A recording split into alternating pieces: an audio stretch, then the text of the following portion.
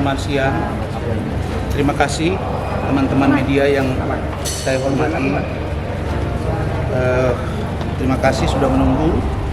Alhamdulillah tadi kita meskipun datang tetap kita menggunakan echo karena itu kan sudah teknologi dan bukti pelayanan dari Mahkamah Agung melalui pengadilan.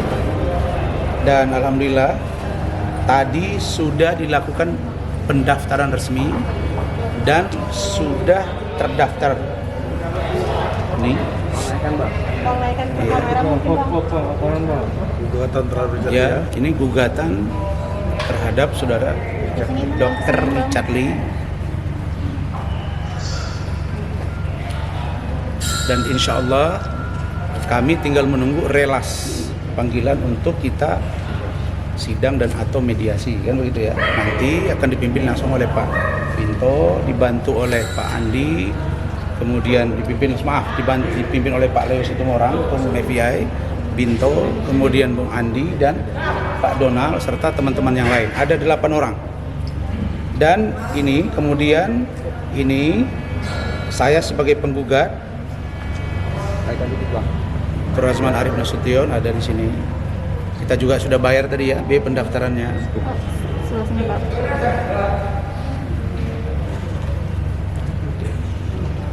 Oke. Nah, untuk lebih detailnya saya persilakan Pak Leo untuk menyampaikan. Nah, beliau nanti yang akan pimpin sidang. Ya, terima kasih. Tadi kita sudah daftar gugatan, sudah diterima dan mungkin nanti 2 minggu dari sekarang mungkin nanti udah panggilan untuk kita sidang. Saya ingatkan untuk Richard Lee, ya hati-hati dalam memutus kuasa terhadap lawyer. Jadi jangan sembarangan, ya. Jangan mau diiming-imingin orang lain. Ya, ini sudah resmi gugatannya, kita tunggu aja nanti mainnya nanti sidangnya. Gitu aja. Terima kasih. Silakan Binto sebelum Andi nanti.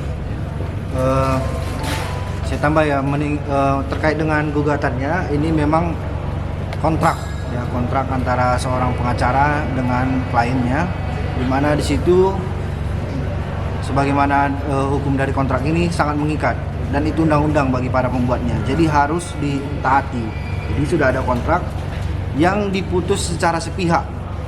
Pemutusan itulah perbuatan melawan hukum sehingga merugikan Dr. Rasman Nasution sebesar 20,7 miliar rupiah. Itulah isi dari gugatan ini. Itu gabungan dari imaterial dan material. Jadi kerugian yang dialami oleh Bapak Dr. Rasman Nasution 20,7 miliar. Itu jadi 20,7 miliar itu termasuk kayak gimana, Bang? Ya, imaterialnya itu 5,7. Ya. Materialnya itu 5,7 miliar, imaterialnya 15 miliar. Nah, itu rincian dari gugatannya. Sehingga nanti kita menunggu jadwal sidang apa 2-3 minggu setelah dari pendaftaran ini nanti dimediasi dan itu sudah termasuk dari jaminannya sudah kita masukkan untuk pembayaran dari pembayaran kontrak pemutusan sepihak ini. Oke, silakan Andi. Silakan. Pak Siagian. Silakan. Sama aja. Bang, bagi abang merasa dirugikan atau biasa dalam pihak? Oh iya. Untuk ini jujur bukan lagi dirugikan, sangat rugi pun saya.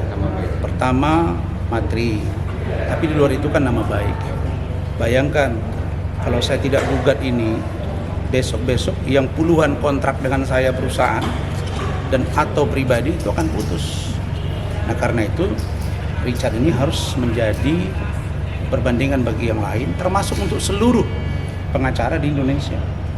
Jadi jangan sampai ada orang yang suka-suka. Nah, ini sebenarnya angka yang kecil, tetapi ini adalah hak dari kantor hukum saya, dan ini saya sudah tunjuk untuk ini kolaboratif.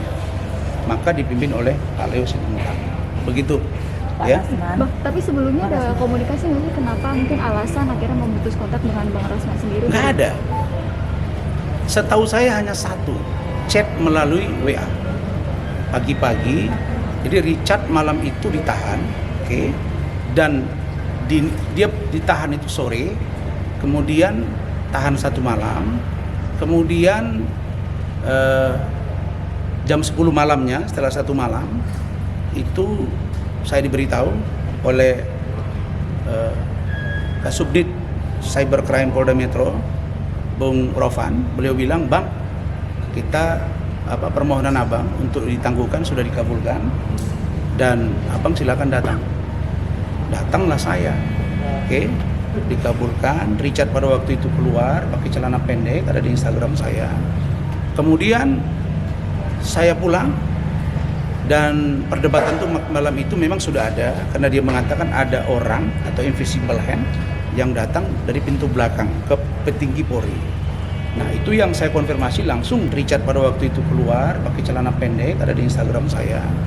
Kemudian saya pulang dan perdebatan tuh malam itu memang sudah ada karena dia mengatakan ada orang atau invisible hand yang datang dari pintu belakang ke petinggi Polri.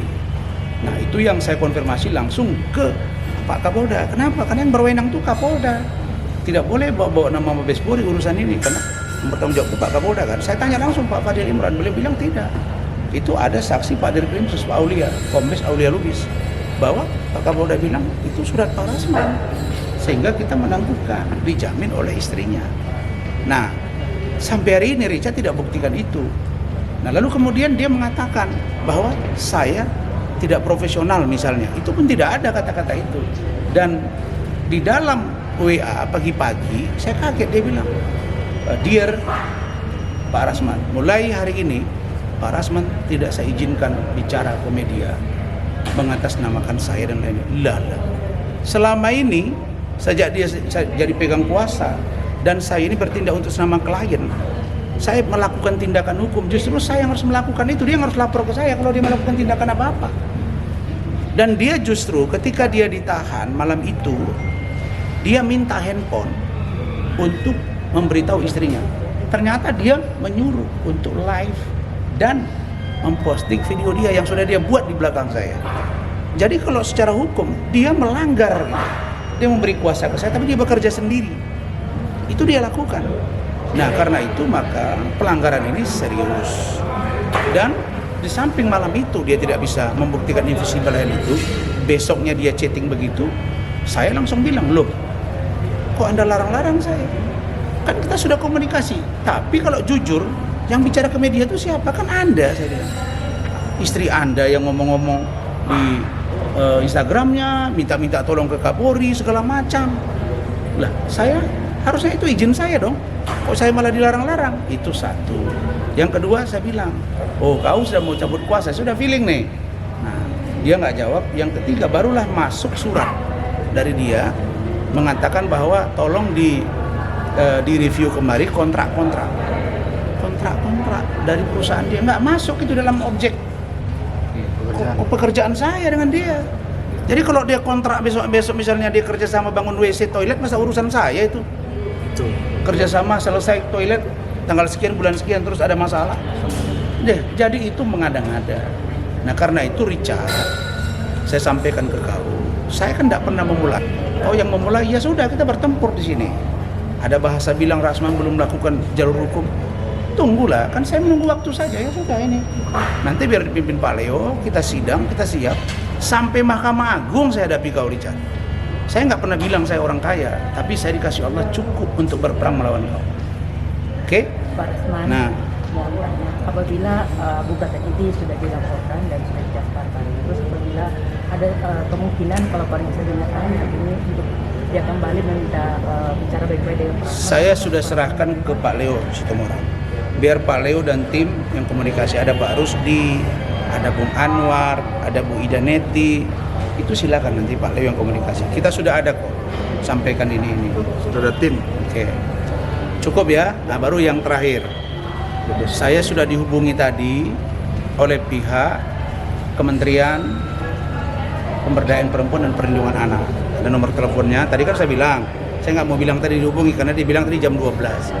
Saya tunggu, ternyata ditelepon. Namanya Denia ya, dari Sapa. Dan mungkin begitu kode mereka kan. Dan besok jam 9 saya upayakan, meskipun dalam keadaan sakit, saya upayakan Saudara Iklim Hakim akan datang ke ke Kementerian Pemberdayaan Perempuan dan Perlindungan Anak Republik Indonesia di Jalan Merdeka Barat. Besok kami akan ketemu, semua data akan saya bawa, dan kami akan buat surat minta satu perlindungan hukum dan minta bantuan hukum. Satu. Yang kedua, meskipun saya sebagai kuasa hukum pribadi diminta oleh beliau, tapi saya kan merasa perlu bantuan orang. Karena itu saya minta bantuan FBI dan teman-teman yang lain, termasuk Andi dari Ranlova, untuk membantu kami. Bersedia Dinda ya? Siap besok. Dan bahkan diwacanakan oleh Pak Ketua Umum, Pak Leo dan Pak Donald ini, bahwa FBI akan mengangkat saudara Iklim Hakim menjadi Serikandi Forum Batak Intelektual. Kenapa? FBI bukan saja organisasi kemasyarakatan yang bersifat kesukuan, tapi peduli sebagai fungsi sosial kontrol. Barangkali untuk ini, terkait dengan rencana ini, saya silakan Bung Leo bicara. Ya, jadi besok itu kita juga akan mendampingi Klima untuk ke perlindungan perempuan dan anak ya. Dan memang tadi kemarin kami rapat dan kami mengangkat saudara Iklim Hakim menjadi Serikandi Forum Batak Intelektual, dan kita akan siap selalu mendampingi beliau 24 jam karena itu adalah kader kita. Itu aja. Jadi Serikandi Kehormatan ya, Serikandi Kehormatan. Kalau benar ini diduga mau melakukan bunuh diri. Iya, benar. Depresi ya. Iya. Dan Iklim Hakim kirim ke saya ini ya. Iklim Hakim baru kirim tadi pagi ke saya bahwa dia ada pendarahan dari hidung dan leher, dari hidung dan mulut. Saya sebenarnya kasihan banget gitu, tapi kok sampai setega-tega begitu gitu loh, mengganggu fisik dia, pikiran dia. Nih darah nih, ini dari mulut, dari hidung, dari mulut, dari hidung. Ini bang, itu depresi bang. Iya, bagian dari depresi. Saya nggak tahu ya, kok klien saya ini pada tertekan semua. Nah, kemudian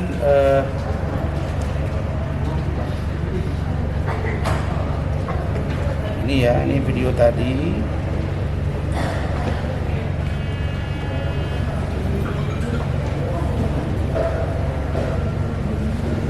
Nih, Pak Mi, mana? Nih,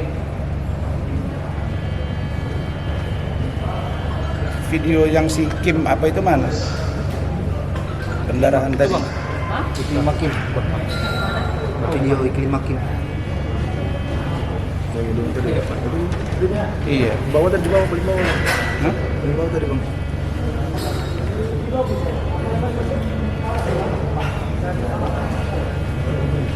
Nah itu bukan, itu atas mana?